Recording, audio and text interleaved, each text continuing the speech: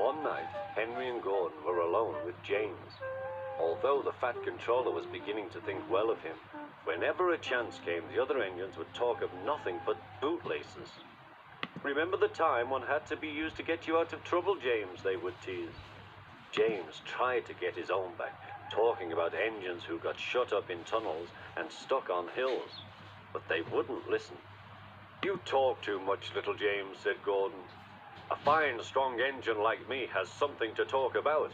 I'm the only engine who can pull the express. When I'm not there, they need two engines. Think of that. I've pulled expresses for years and have never once lost my way. I seem to know the right line by instinct." Every wise engine knows, of course, that the signalman works the points to make engines run on the right lines, but Gordon was so proud he had forgotten. "Wake up, James," said Gordon next morning. "It's nearly time for the express." "What are you doing? Odd jobs?" "Oh, well, we all have to begin somewhere, don't we? Run along now and get my coaches. Don't be late." James went to get Gordon's coaches. They were all shining with lovely new paint.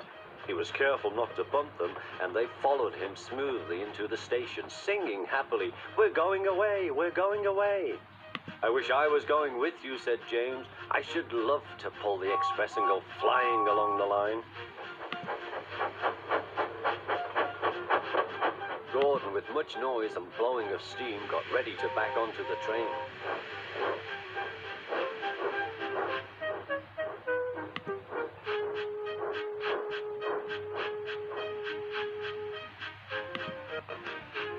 The Fat Controller was on the train with other important people, and as soon as they heard the guard's whistle, Gordon started.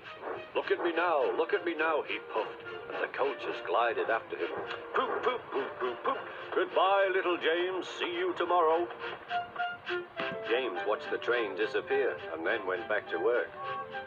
He pushed some trucks into their proper sidings and went to fetch the coaches for another train. James had just brought the coaches to the platform when he heard a mournful noise. There was Gordon trying to sidle into the station without being noticed. "Hello, Gordon. Is it tomorrow?" asked James. Gordon didn't answer. He just let off steam feebly. "Did you lose your way, Gordon?" said James. "No, it was lost for me. I was switched off the main line onto the loop. I had to go all round and back again." "Perhaps it was instinct," said James. Meanwhile, all the passengers hurried to the booking office. "We want our money back," they shouted. But the Fat Controller climbed on a trolley and blew the guard's whistle, so loudly that they all stopped to look at him. Then he promised them a new train at once. "Gordon can't do it," he said. "Will you pull it for us, James?" "Yes, sir, I'll try." So James was coupled on and everyone got in.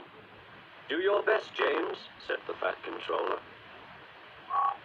Come along," puffed James. You're pulling as well," sang the coaches.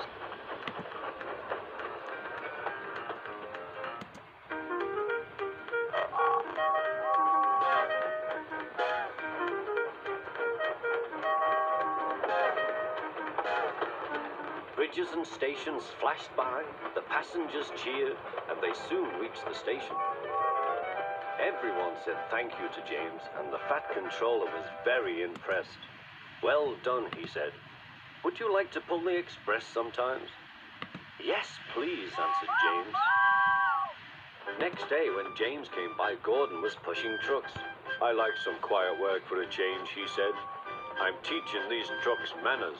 You did well with those coaches, I hear." "Good, we'll show them." And he gave his trucks a bump. James and Gordon are now good friends. James sometimes takes the express to give Gordon a rest. Gordon never talks about bootlaces, and they are both quite agreed on the subject of trucks.